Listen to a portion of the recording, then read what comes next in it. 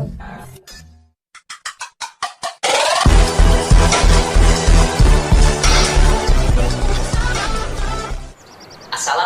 warahmatullahi wabarakatuh.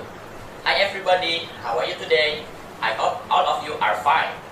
Okay, back again to physics class with me, Ahmad Haikal Al-Faruqi. Okay, before study, let's pray together. Pray, begin.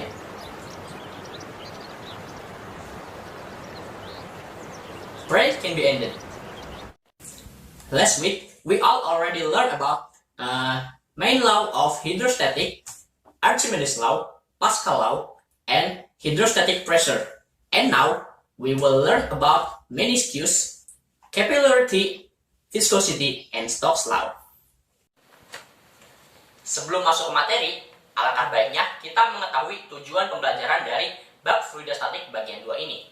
Yang pertama, mengetahui peristiwa-peristiwa dalam kehidupan sehari-hari berkaitan dengan gejala meniskus, kapilaritas, viskositas, dan hukum Stokes. Yang kedua, setelah kita mengetahui, kita harus memahami prinsip-prinsip meniskus, gejala kapilaritas, viskositas, dan hukum Stokes. Lalu, setelah kita tahu dan paham, kita harus menerapkan prinsip-prinsip tersebut dalam kehidupan sehari-hari. Oke, langsung saja kita saksikan video berikut ini. Kalian pernah nggak sih waktu dulu praktikum masukin air ke gelas ukur, tapi pas pengen diukur, airnya nggak lurus, malah ngebentuk cekungan. Nah, kenapa ya itu bisa terjadi? Tuh, lihat kan, nggak lurus. Kok bisa sih nggak lurus gitu? Nah, supaya kalian nggak penasaran, lihat materi 1 ya. Terus kenapa ya bebek bisa ngambang di atas air dan nggak tenggelam? Padahal kan airnya dalam. Apa jangan-jangan bebek belajar jurus dari Naruto? Kayaknya enggak deh. Nah, kalau kalian mau ngambang kayak bebek, kalian harus belajar fisika. Nah, setelah melihat video tadi, kalian penasaran gak sih kenapa hal tersebut bisa terjadi? Oke, kalau kalian penasaran, kalian dengarkan dan simak baik-baik penjelasan materi berikut ini, supaya kalian gak penasaran lagi. Oke, sebelum kita mempelajari tentang meniskus, gejala kapilaritas, viskositas, maupun hukum Stokes, kita harus mempelajari dulu nih tentang salah satu penyebab dari 4 gejala tersebut. Yang pertama, ada gaya kohesi. Gaya kohesi adalah gaya tarik-menarik antara 2 partikel atau lebih yang sejenis. Nah, gaya kohesi ini menyebabkan suatu zat tidak dapat menempel pada permukaan zat yang lain. Selanjutnya yang kedua ada gaya adesi. Gaya adesi merupakan kebalikan dari gaya kohesi, di mana gaya adesi adalah gaya tarik-menarik antara 2 partikel atau lebih yang tidak sejenis. Nah, gaya adesi ini menyebabkan suatu zat dapat menempel pada zat yang lainnya. Oke, materi yang akan kita pelajari pertama adalah meniskus. Ada yang tahu apa itu meniskus? Biasalah. Ya, benar. Meniskus adalah bentuk kurva ke atas atau meniskus cembung maupun bentuk kurva ke bawah atau meniskus cekung yang terlihat di bagian atas suatu zat cair dalam suatu wadah. Nah, meniskus sendiri disebabkan oleh gaya kohesi maupun adesi. Bisa dilihat pada gambar di samping ada 2 cairan ya. Yang pertama cairan merkuri dan cairan H2O, di mana pada cairan merkuri itu terjadi meniskus cembung. Lalu pada H2O terjadi meniskus cekung. Nah, kita lihat tuh permukaan bagian atas cairannya yang untuk merkuri membentuk ke atas yakni cembung. Sementara untuk yang H2O bentuknya mengarah ke bawah atau cekung. Nah, di sini ada perbedaan antara meniskus cekung dan meniskus cembung. Kita bisa lihat pada meniskus cekung itu contohnya pada air yang ada dalam wadah ya. Pada meniskus cekung, gaya kohesinya lebih kecil daripada gaya adesinya.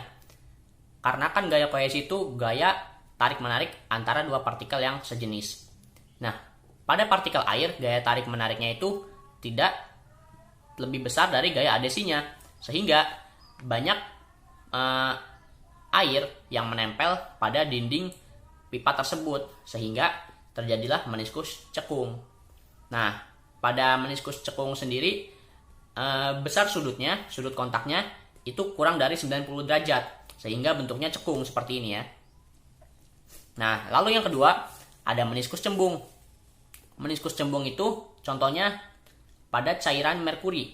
Nah, kita bisa lihat di gambar cairan merkuri yang diletakkan ke dalam pipa kapiler, di mana gaya kohesinya itu lebih besar daripada gaya adesi. Karena kita tahu sendiri merkuri itu gaya kohesinya lebih besar dari gaya adesi, sehingga tidak menempel pada dinding permukaan pipa kapilernya. Nah, untuk sudut kontaknya sendiri, untuk meniskus cembung itu lebih dari 90 derajat, sehingga bentuknya cembung. Di video awal tadi, kita kan sudah ngeliat tuh, ada bebek, kenapa bebek itu bisa ngambang di atas permukaan air. Nah, di rumah kita juga, kita sering lihat kan, kalau nyamuk itu sering ngambang di atas permukaan air. Kenapa sih itu bisa terjadi? Nah, ini jawabannya. Nah, hal tersebut dapat terjadi karena adanya tegangan permukaan. Tegangan permukaan sendiri adalah kecenderungan suatu permukaan zat cair untuk meregang, sehingga seolah-olah di permukaan zat cairnya tersebut terdapat selaput elastis. Kita lihat pada gambar di samping, ada gambar tegangan permukaan. Nah, pada bola-bola yang ada panahnya yang di bawah itu, yang di barisan kedua dari bawah, itu terdapat gaya kohesinya seimbang, sehingga tidak ada selaput elastisnya. Nah, untuk yang bola-bola di atas tuh, itu kan hanya setengah doang yang terkena zat cair, sehingga yang bagian atasnya tidak terdapat gaya kohesi, sehingga membentuk suatu selaput elastis untuk mengambang. Nah, oleh karena itu, bebek-bebek ataupun nyamuk bisa mengambang di atas air. Tegangan permukaan sendiri dapat didefinisikan sebagai perbandingan antara gaya tegang dengan panjang permukaan tempat gaya tersebut bekerja. Nah, rumus untuk tegangan permukaan yaitu gamma sama dengan F per D, di mana F ini gaya tegangnya atau berat suatu bendanya, sedangkan D sendiri adalah panjang permukaan benda tersebut. Nah, selanjutnya kita akan mempelajari materi yang kedua, yaitu kapilaritas. Kapilaritas sendiri adalah peristiwa naik atau turunnya permukaan zat cair pada tabung kapiler atau pipa sempit. Nah, kapilaritas juga disebabkan oleh gaya adesi dan koesi, sama seperti meniskus tadi. Baik, di sini ada kapilaritas pada air dan merkuri.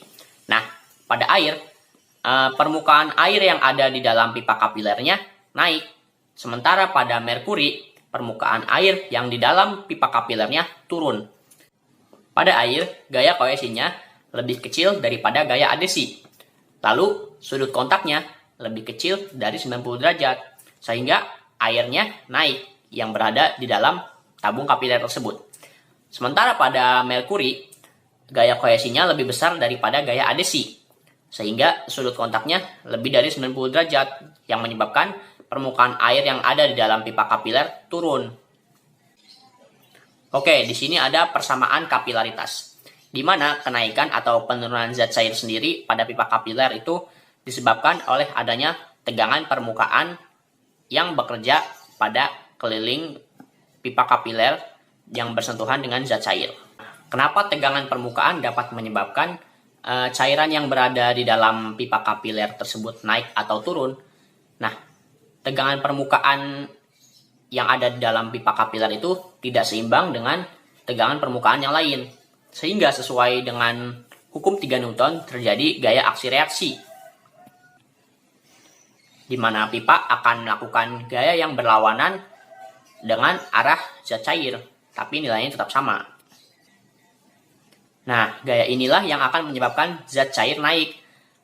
Nah, zat cairnya sendiri akan berhenti naik atau turun ketika berat zat cair yang berada di dalam wadah yang lebih besarnya itu sama dengan gaya angkat dari zat cair yang berada di dalam pipa kapiler, sehingga W sama dengan F. Nah, lalu nilai F-nya ini kita ganti dengan M kali percepatan gravitasi bumi atau M kali G. Nah, massa sendiri kan dapat kita ganti dengan Rho kali V, sehingga W sama dengan Rho V kali G. Nah, untuk volumenya sendiri ini kan berada dalam tabung. Nah, untuk volume tabung itu kan pi R kuadrat T.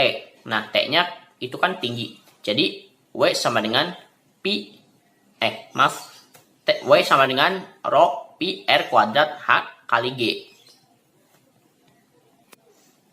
Nah, lalu ada komponen gaya vertikal yang menarik zat cair agar naik setinggi H.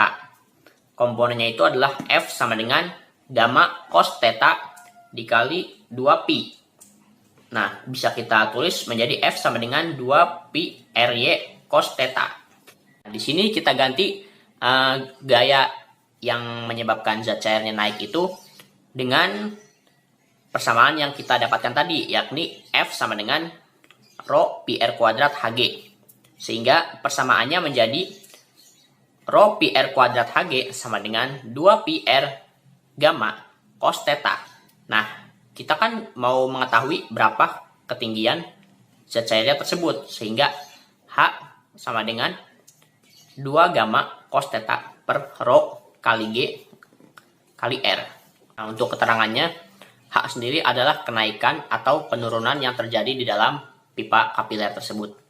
Lalu untuk gammanya itu adalah tegangan permukaan, tetanya itu sudut kontak antara zat cair dengan pipa kapilernya, lalu rho adalah massa jenis air, dan R adalah jari-jari dari tabung tersebut. Kita akan melakukan sedikit eksperimen di mana kita akan melakukan eksperimen tentang gejala kapilaritas yang menunjukkan bahwasanya fluida itu mengalir melalui celah sempit. Nah, di sini kita punya 5 buah gelas, yang 3 memiliki warna yaitu merah, kuning, dan hijau, sementara 2 gelas lainnya kosong, tidak berisi air. Nah, di sini kita menggunakan media tisu sebagai perantaranya. Jadi nanti air dari gelas yang berwarna akan berpindah ke gelas yang kosong. Kita akan membuktikan tentang gejala kapilaritas. Ya, ini kita rekam dalam rekaman cepat karena memang butuh waktu yang sangat lama untuk airnya berpindah. Tuh, kita bisa lihat air yang dari gelas kuning sebelah kanan sudah mulai menetes. A few moments later. Oke, di sini kita sudah menunggu cukup lama ya, dan akhirnya cairan dari gelas 1, 3, dan 5 berpindah ke gelas 2 dan 4 yang ada di tengah. Nah, hal ini menunjukkan bahwa hal tersebut disebabkan oleh gejala kapilaritas, di mana air pada gelas yang diberi tisu akan naik melalui tisu sehingga berpindah ke gelas yang kosong tadi. Oke, di sini ada beberapa contoh gejala kapilaritas dalam kehidupan sehari-hari.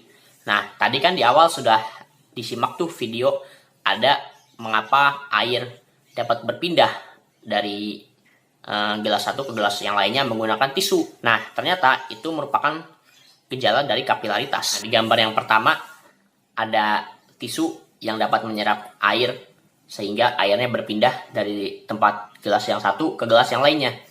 Nah, itu merupakan gejala kapilaritas di mana zat cairnya itu meresap ke sela-sela tisu untuk berpindah ke gelas yang lainnya.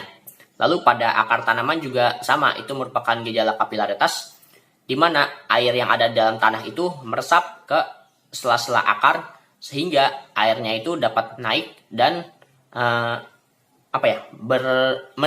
terdistribusi ke seluruh bagian tanaman. Lalu yang ketiga ada kompor minyak. Siapa di sini yang masih punya kompor minyak? Bisa dicek di rumahnya masing-masing ya. Kan kompor minyak tuh minyaknya ditaruh di bawah. Lalu kita kasih sumbu di atas minyaknya tersebut untuk menghasilkan api.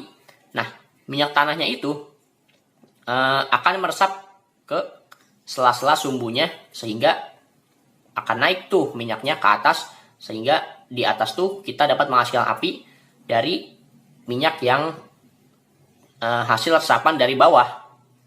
Nah, itu merupakan beberapa contoh dari gejala kapilaritas dalam kehidupan sehari-hari yang dapat kita jumpai dengan mudah. Sebelum masuk ke materi selanjutnya, kita akan melakukan sebuah percobaan di mana terdapat 2 buah jenis fluida, yang sebelah kiri adalah minyak, yang sebelah kanan adalah air biasa. Nah, nanti kita akan memasukkan 2 buah benda berbentuk bola ke masing-masing fluida tersebut pada waktu yang sama dengan kecepatan yang sama. Nah, nanti kita akan melihat perbandingan kecepatan antara kedua bola yang masuk ke dalam fluida tersebut. Ya, sudah kita masukkan bolanya. Kita ulang videonya dalam rekaman lambat. Perhatikan baik-baik lingkaran merah.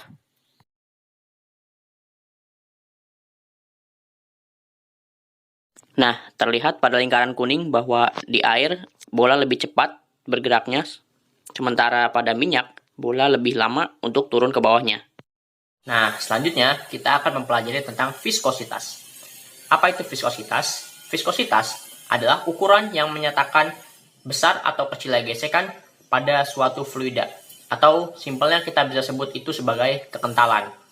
Jadi, pada suatu fluida terdapat kekentalan, di mana jika semakin besar viskositas atau kekentalan fluidanya, maka semakin sulit fluida tersebut untuk mengalir dan semakin sulit pula benda tersebut bergerak di dalam fluida tersebut.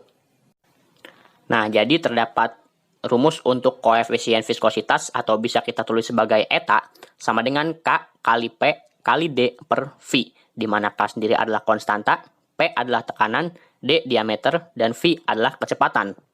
Nah, kan tadi di awal udah dikasih video tuh, ada perbandingan dari dua buah bola atau kelereng yang dicelupkan ke dalam dua buah cairan. Ada air biasa sama minyak goreng. Nah, kecepatan masing-masing bola tersebut berbeda-beda. Nah, kenapa itu bisa terjadi? Hal tersebut diakibatkan oleh perbedaan kekentalan atau viskositas dari kedua cairan tersebut. Antara air dengan minyak goreng itu viskositasnya berbeda.